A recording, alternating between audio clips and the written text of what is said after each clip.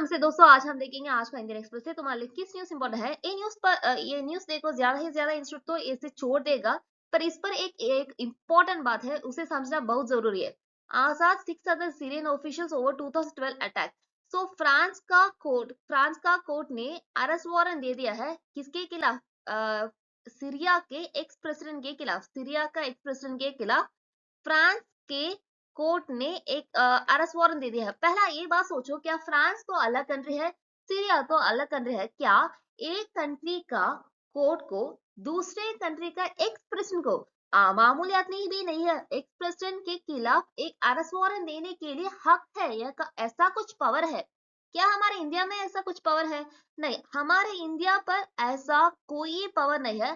पर ज्यादा ही ज्यादा अगर कुछ लोग टेररिस्ट है, हाईजैकिंग हो चुका है और सी पायरेसी हो गया है, ऐसा सब चीज पर हमारा एक स्टैट्यूट है तो हम उसे अरेस्ट करते हैं।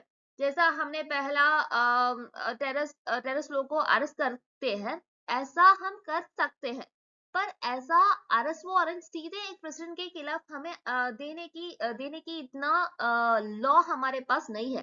पर फ्रांस के साथ ऐसा कुछ पावर है, क्योंकि फ्रांस जैसे कंट्री ने यूनिवर्सल लॉ फॉलो करते हैं।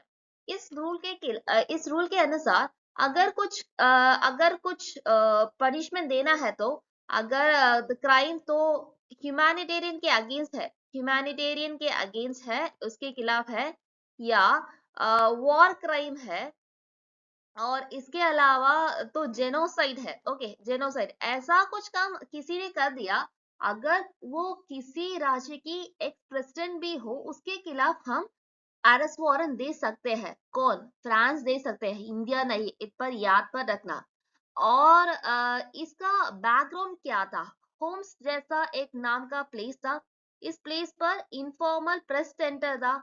उसके अगेंस्ट एक रॉकेट लॉन्च हुआ। किसने किया? आजाद और उनके दोस्त ने, आजाद और उनके जो भी टाई अप पे था, उसने कर दिया। इसके खिलाफ तो क्यों फ्रांस ने अरेस्ट वारंट दे दिया है? क्योंकि मोस्ट ऑफ द जर्नलिस्ट, जो भी जर्नलिस्ट उस टाइम पर रॉकेट लॉन्च पर मर चुका था, वो सब तो यूरोपियन तो उसे लगता है तो टारगेटेड अटैक है, यूरोपियन जर्नलिस्ट के खिलाफ ये तो टारगेटेड अटैक था। सो इसी कारण से ऐसा एक अरेस्ट वारंट दे रहा है। ओके, सो ये अरेस्ट वारंट के खिलाफ पहला भी एक अरेस्ट वारंट दे चुका था, पर वो अरेस्ट वारंट नहीं चला। क्यों? क्यों उसी टाइम पर आसाद तो उनके पावर पर था। उसी टाइम पर जब पहला अरेस्ट वारंट दे दिया, वो अभी भी प्रेसिडेंट था, पर अब वो प्रेसिडेंट नहीं है, वो तो भाग गया।